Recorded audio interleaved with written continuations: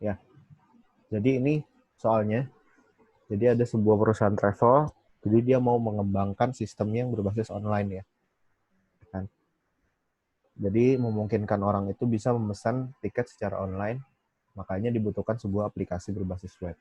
Nah, kalau flow-nya saat ini, ya, flow-nya saat ini saya zoom, kelihatan ya flow-nya ya. Iya Pak, kelihatan Pak. Oke. Jadi flow-nya existing saat ini, jadi customer tuh langsung datang ke loketnya ya, langsung ke loketnya. Sama lah kalau misalkan kita mau mesen bis buat mudik nih ya. Jadi datang ke loket, ya terus abis itu dia nanya mau tujuannya kemana, petugasnya baru mencatat tujuan sama waktu perjalanannya. Baru nanti disampaikan, oh total bayarnya sekian. Misalkan dia berangkat 2 orang, harga per tiket 100.000, maka total bayarnya 200.000. Nanti disampaikan ke customer-nya, kemudian customer membayar, baru nanti petugasnya akan ngirim atau mencetak atau memberikan slip tiket gitu ya. Itu untuk nantinya dimasukkan ke disampaikan kalau misalkan ditanyakan sama petugas bisnya misalkan. Nah, flow-nya kurang lebih seperti itu untuk yang existing ya. Jadi permasalahannya ini si petugas ini dia harus mencatat perjalanan ya, harus ngerekap gitu, ngerekap setiap minggunya harus dilaporkan nih dari loket tersebut berapa banyak sih dia tiket yang dipesan oleh customer, terus berapa banyak sebaran kotanya, misalkan kota Bandung minggu ini ada 2, kota Surabaya minggu ini ada 3, begitu seterusnya. Jadi kalau misalkan dibuat rekapnya, kan mereka juga ribet gitu ya, harus mencatat satu-satu, terus ngerekap satu-satu, itu cukup text time juga buat mereka. Sedangkan manajemen butuh setiap minggu datanya. Kalau misalkan yang dipesan cuma 1 atau 2 orang, tapi kalau misalkan 1 minggu ada ratusan orang kan keteteran ya. Kemudian si manajemen juga belum tahu nih datanya real atau enggak kan, gitu. Makanya kalau udah ada sistem pemesanan tiket, jadi bisa langsung tercatat ya. Harapannya itu bisa tercatat langsung ke dalam sistem nih, total pemesanan tiket setiap minggunya, gitu. Nah, untuk saat ini dia ada sekitar 6 atau 7 kota beserta dengan masing-masing tarifnya. Ini saya lampirkan ya. Jadi saat ini ada sekitar 7 kota, tarifnya sekian, dan kota dan tarif ini bisa berubah sewaktu-waktu gitu. Jadi kalau misalkan suatu saat ke Bandung gitu, tujuannya naik tarif 220, maka kan petugasnya harus infoin dulu ke nasabah, ke customer-nya gitu kan kalau sistem konven. Tapi kalau misalkan udah si web based, jadi si customer-nya udah tahu gitu nilainya, oh sekarang naik tiketnya segini gitu, jadi dia udah siapin duit dulu gitu ya. Nah, begitupun juga dengan kota tujuannya, dia bisa bertambah satu waktu. Katakanlah nanti dilihat, oh ternyata di pemesanan ke Bandung cukup tinggi nih, ya kan? Tapi dari pemesanan ke Bandung itu sementara dia cuma kota transit.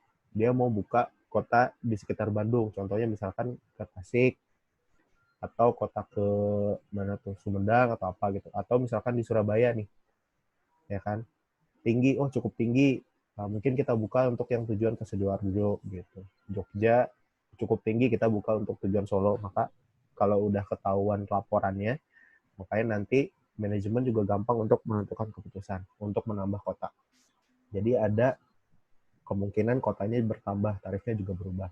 Nah, yang diharapkan pada sistem ini kurang lebih ada sekitar 4 poinan. Jadi pertama tentunya customer bisa langsung melakukan reservasi tiket melalui aplikasi. Jadi dia tinggal bawa aja, nanti tiketnya dicetak gitu kan, setelah dia bayar langsung ke poolnya atau agennya langsung nunjukin tiketnya.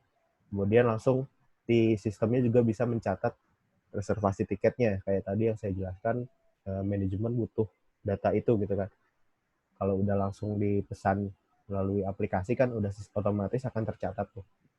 Kemudian sistem juga akan menghasilkan sebuah cetakan berbentuk PDF nih ke customer. Jadi customer bisa langsung nyetak di aplikasinya dia.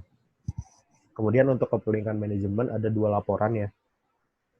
Pertama laporan dalam bentuk Excel supaya bisa diolah gitu datanya. Kemudian dalam bentuk grafik yang ditampilkan di grafik itu adalah jumlah kota-kotanya. Misalkan di minggu ini ada kota Medan berapa, kota Malang berapa, kota Jogja berapa, itu dalam bentuk grafik ya. Makanya di minggu kemarin kita final project-nya adalah untuk membentuk grafik. Kurang lebih seperti itu untuk gambaran sistemnya. Sampai sini jelas atau ada yang mau ditanyakan dulu? Jelas, Pak. Jelas ya. Yang lain jelas ya. Tanggal luasnya kapan ya, Pak? Tanggal luasnya bulan Juli ya, kalau nggak salah saya lihat di SIA itu tanggal 11. Jadi saya udah gambarin kira-kira bentuk case-nya seperti ini. Teman-teman silahkan pikirkan untuk membangun sistemnya mulai dicicil boleh, supaya nanti pas UAS nggak keteteran. Ini untuk case-nya. Ada yang ditanyakan lagi?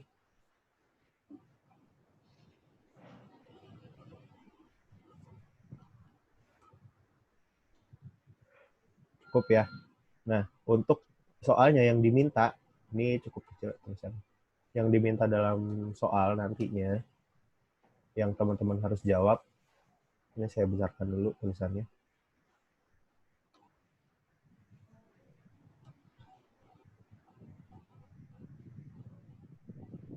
Bisa kebesaran.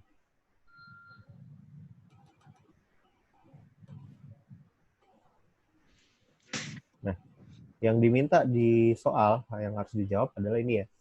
Bagaimana teman-teman itu bisa menghasilkan sebuah solusi dalam bentuk aplikasi berbasis web untuk case tersebut. Ini goals-nya dari UAS dan goals dari mata kuliah ini. Jadi teman-teman bisa membuat aplikasi kecil lah untuk sebuah case tadi, semacam tadi. Nah, yang diminta di soal ini kurang lebih ada 4 poin. Ya. Yang pertama itu bikin list, ini yang seperti kita udah pernah lakukan ya, udah pernah saya contohin juga. Dibikin list rancangan kebutuhan fungsional sistem. Jadi list fungsinya apa aja, function untuk input, yang diinput apa, misalkan form apa tadi itu form reservasi, kemudian halaman yang dibutuhkan apa aja, misalkan halaman reservasi, halaman untuk menampilkan data tiket, halaman untuk report dan segala macam. Itu yang ditanyakan ya di soal nomor 1. Jadi disampaikan fungsional sistemnya seperti apa, kebutuhan sistemnya seperti apa. Nggak usah sampai ke rancangan bentuk layout-nya, itu nggak diminta. Yang dipentingkan di sini adalah rincian rincian kebutuhan sistemnya, list sistemnya, list fungsi sistemnya, list fungsi yang ada di dalam sistem, halamannya apa aja, formnya apa aja, gitu ya. List function tuh kayak besaran function ya. Untuk input ada tadi form input, untuk laporan ini ada 2 tadi kan, export dalam bentuk Excel, terus laporan dalam bentuk grafik, itu disebutkan contohnya kayak gitu. Kemudian ada juga untuk database, kan tadi kan dibutuhkan untuk mencatat si reservasi tiketnya, maka semua itu kan harus disimpan ke dalam database. Maka dilampirkan juga rincian tabelnya sama koneksi atau relasi dari masing-masing table. Ada berapa table yang dibutuhkan sesuai dengan analisa kalian. Kemudian disampaikan relasinya. Kalau misalkan dia bentuknya dari 3 atau 4 table, atau 2 table, atau berapa pun, terserah kalian yang rancangnya. Itu yang diminta yang pertama. Jadi list functional system sama kebutuhan database-nya. Ya. Kalau teman-teman ngelampirin relasi database itu nilai plus, tapi kalau enggak minimal ya ada rancangan database-nya lah, kebutuhan database-nya apa. Yang diminta seperti itu.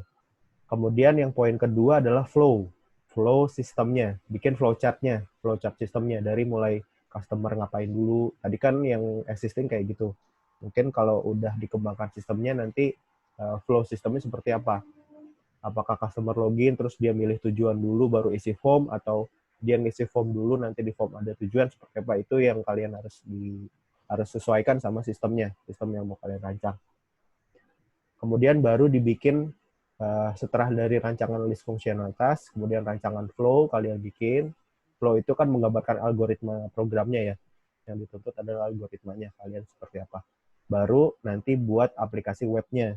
Baru dibikin aplikasi web. Jadi selain rancangan, dibikin juga aplikasi webnya. Tentunya pakai CI ya, tentunya. Kemudian di aplikasi web ini itu kurang lebih ada sekitar 5 poin yang ditekankan. Di sistemnya itu harus ada halaman login dan pembagian akses user atau session restriction. Misalkan level usernya ada berapa nih? Contohnya misalnya ada customer-nya tadi kan, ada petugasnya, ada manajemen, itu dibagi-bagi sessionnya. Dia bisa mengakses apa, customer hanya bisa mengakses tiket form tiket gitu, atau si petugas bisa mengakses list function. Itu mungkin bisa disebutkan di nomor 1 tadi. Tapi kalau di webnya bentuknya seperti itu ya. Jadi setelah login dibaca session aksesnya, dia bisa akses kemana. Kemudian memiliki form input tentunya ya. Kita kan mau bikin form reservasi, maka minimal ada form inputnya. Di mana form input itu disimpan ke dalam satu tabel. Kemudian dari form input, sistem juga bisa menghasilkan cetakan tiket. Ya, tiketnya bisa dicetak dalam bentuk PDF atau halaman, atau terserah itu kalian. Tapi prioritasnya adalah PDF ya, bisa dicetak dalam bentuk PDF. Jadi nanti dari setelah reservasi, dia bisa mencetak tiket si customer-nya. Kemudian di aplikasi webnya juga punya laporan atau bisa mengekspor ke dalam Excel dan menunjukkan grafik pemesanan tiket untuk masing-masing kota. Kemudian diharapkan juga sistemnya ini nanti di dalam aplikasi web ini dapat memanage tarif dan kota tujuan. Misalkan untuk crude-nya ya, nambahin, edit, update harga, atau nambah kota tujuan. Di mana nanti itu akan muncul di form reservasinya nih. Misalkan kalau misalkan kota tujuannya ditambah ke Palembang gitu kan, maka nanti di form itunya drop down-nya juga muncul gitu ya. Nah, untuk aplikasi web seperti itu kurang lebih requirement-nya. Nanti yang dilampirkan ya, nomor 4 itu ada soal lagi, harus melampirkan susunan filenya ya. Jadi yang dilampirkan di nomor 4 bukan source code-nya, tapi susunan bentuk filenya. Susunan filenya kan kalau misalnya kita lihat di Sublime atau di editor lain kan itu kelihatan ya, application, nanti di folder application ada model, controller, function. Nah, itu digambarkan dalam bentuk bagan. Controller ini dia berhubungan kemana gitu. Misalkan controller form tiket, dia berhubungan ke model apa, model untuk mengambil list kota tujuan, model untuk menyimpan data, itu dijelaskan di bagannya gitu. Nah, kemudian ketentuan lainnya di setiap formnya, di setiap filenya ya, setiap controller sama model itu penamaannya harus diawali dengan nim ya, nim. Oke. Ya, harus diawali dengan nim, kemudian nama controller atau modelnya. Contohnya nih ya, kayak gini ya, nim. Ini nim saya waktu itu. Nama controller.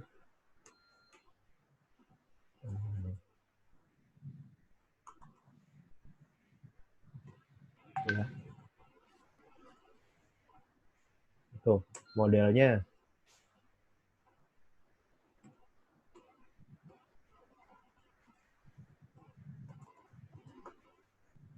Sudah cukup di kontrol sama model. Kalau view nggak perlu. Yang jelas di dua jenis file ini, di kontrol sama model harus diawali dengan nim. Nim dulu. Nanti akan saya cocokkan nimnya sama nim masing-masing. Nah, kemudian di database-nya juga, ya, untuk penamaan di database harus diawali juga dengan nim. Ya. Begitupun juga dengan masing-masing table, sesuai dengan susunan yang tadi teman-teman buat. Harus diawali juga dengan nim, baru nama table atau nama database-nya. Itu ya, jelas ya.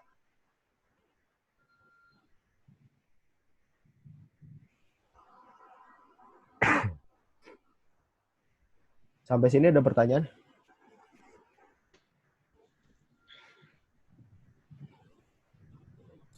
Pak, saya Pak mau nanya. Ya. Maaf, ini maksudnya nomor 4 itu untuk pengumpulannya doang kan ya? Iya, di dalam skripnya, di dalam kan nomor 3 kan kalian bikin aplikasi webnya tuh, ya kan? Iya. Nomor 3 dibikin aplikasi webnya, nanti hasil output dari nomor 3 adalah file zip. Nomor 3 file zip. Nomor 4 ini adalah skripnya, susunan skripnya, sorry. Nah, ketentuan untuk masing-masing skrip, penamaan filenya itu diawali dengan name gitu. Name. Bukan kalau misalkan dia nama modelnya itu dari nggak pakai model tetap bisa Pak. Maksudnya nggak pakai model, name Maksudnya doang gitu. penamaannya bukan maksudnya dari angka gitu tetap bisa dipanggil ya Pak kalau di kode igniter. Oh, Yang oke. Gini, aku ini sih. kalau begitu, ya khawatirnya nggak bisa dipanggil ya. Iya, Gitu. Gini, berarti name-nya di belakang. Ya, oke. ya. Saya lupa bener sih. Gitu ya. Jadi untuk penamaannya, nama model ya atau nama controller di belakangnya diikuti dengan name masing-masing gitu ya. Begitupun juga dengan table di database. Database-nya sama nih. Ya kan? Jadi ini nama pakai name-nya berapa gitu kan. Table-nya juga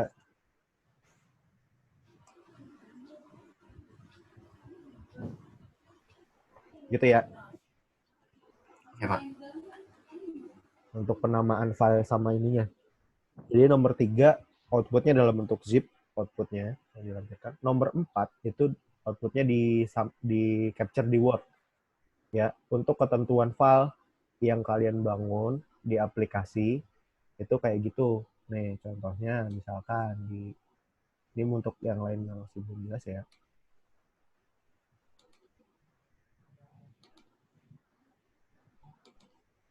Nah, ini kan ada file application, controller ya. Di controller ini kan banyak nih filenya. Diikutin dengan kayak gini. Ditambahin dengan nama name-nya. Bukan. Nah, begitu pun juga dengan di dalam filenya.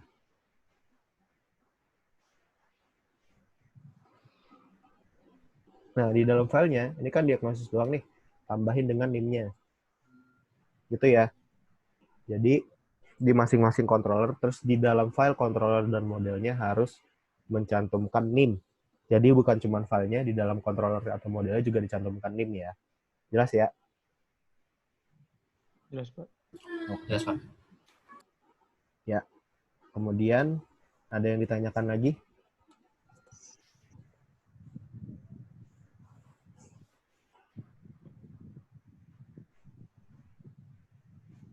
Oke, kalau nggak ada yang ditanyakan, nanti yang dilampirkan di jawaban itu ada 2 file.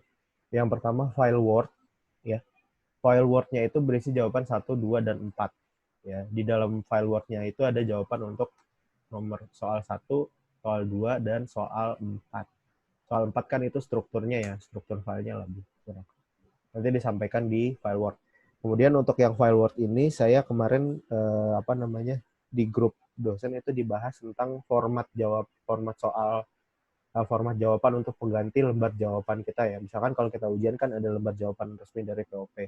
Itu ada formatnya. Nanti saya coba pelajarin dulu formatnya seperti apa. Saya share di grup ya, grup WhatsApp. Jadi nanti ngelampirin jawabannya dalam format file Word yang diberikan kampus gitu ya. Untuk 1, 2, dan 4. Kemudian untuk yang nomor untuk jawaban yang kedua, jadi kan ada 2 file ya, file Word terus sama file zip. Nah, file zip ini berisi folder project-nya sama database-nya. Nih, ya, bukan cuma application ya, tapi dalam folder project-nya ini sama satu lagi ya, satu folder project ini sama satu lagi script database-nya. Nah, ini untuk mengekspor file database, ini saya contohin dikit. Jadi setelah kalian buka PHP MyAdmin ya, setelah login, pilih database yang tadi, yang teman-teman buat. Dari sini baru klik export. Ya. Nah, export ini dalam bentuk SQL. Langsung di Go aja. Ini langsung menghasilkan sebuah file SQL. Nah, ini yang dilampirkan di dalam zip. Jadi di zip ada dua file.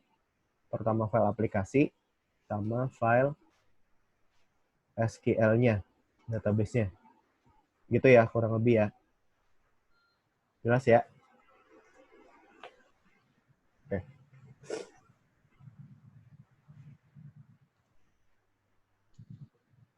Ada pertanyaan sampai sini?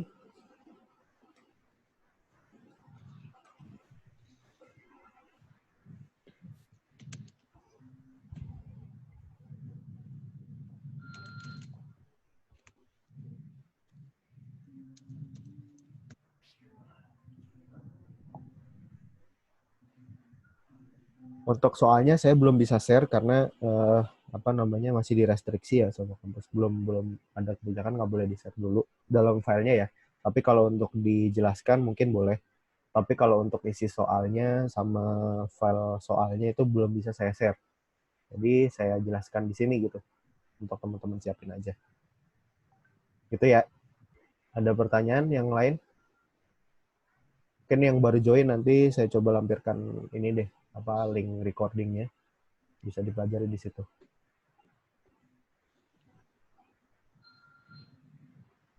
Oke, ada pertanyaan?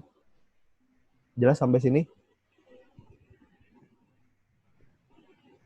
Jelas, Pak.